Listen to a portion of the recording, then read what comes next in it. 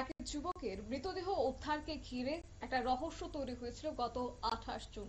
বিকাশ দেবনাথ নামের সেই যুবকের মৃতদেহ উদ্ধার হয়েছিল গত 28 জুন সিমনা বিধানসভার কৃষ্ণপুর চাবাগান এলাকায় মোহনপুর গোপালনগর নাথপাড়াতে, এবং তাকে পরিকল্পিতভাবে খুন করা হয়েছিল বলেও একটা মহলে একটা গুঞ্জন তৈরি হয়েছে। আর এই খুন কাণ্ডের 48 ঘন্টার মধ্যে পুলিশ তদন্ত শুরু করে এবং কয়েকজনকে আটক করেছিল তদন্তের স্বার্থে।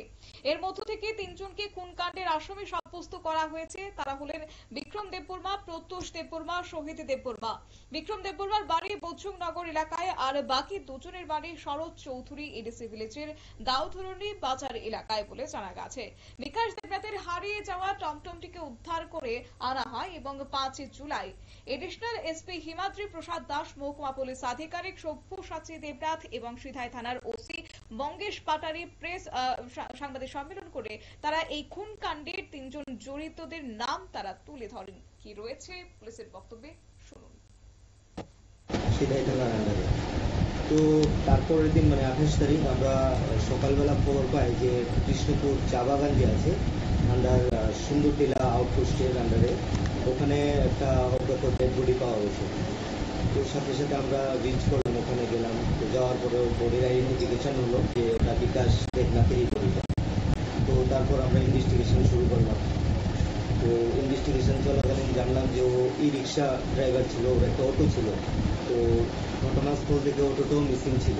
তো অ্যাকর্ডিংলি আমরা আমাদের ইনভেস্টিগেশন প্রসেস শুরু করি।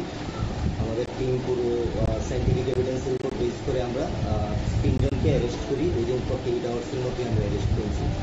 করার পর আমরা এখন ওরা রিমান্ডে আছে। এখন রিমান্ডে আমাদের ইন্টারোগেশন জারি আছে। এখন আরও নাম আমরা পেয়েছি, অ্যাকর্ডিংলি আমরা ফার্দার অ্যারেস্টে যাবো। পুলিশের পক্ষ থেকে বক্তব্য আপনারা শুনলেন। অর্থাৎ এই খুন কাণ্ডের সঙ্গে সর্বমোট 3জন জড়িত রয়েছে, তাদের নাম উল্লেখ করেছেন। পাশাপাশি এই কাণ্ডে আরো যে নাম উঠে আসতে পারে সেই নিয়েও কিন্তু তারা আশাবাদী এবং তাদেরকেও গ্রেপ্তার করা হবে বলে আজ আশ্বাস প্রদান করা হয়েছে। খুনের মোটিভ হিসেবে তদন্তে বেরিয়ে আসে যে অটোটি চুরি করার উদ্দেশ্যে বিকাশ দেবনাথকে খুন করা হয়েছে। তাকে ধারালো বাঁশ এবং হাতুড়ি দিয়ে মারা হয়েছে বলে জানিয়েছেন এডিশনাল এসপি। আজ এই খুন কাণ্ডে জড়িতদের নিয়ে ঘটনাস্থলে গিয়ে পুনর্নির্মাণ করা হয়েছে বলে জানিয়েছেন মহকুমা পুলিশ আধিকারিক। নিয়ে নিচ্ছি ছোট্ট একটি বিজ্ঞাপন, প্রতি সঙ্গে থাকুন।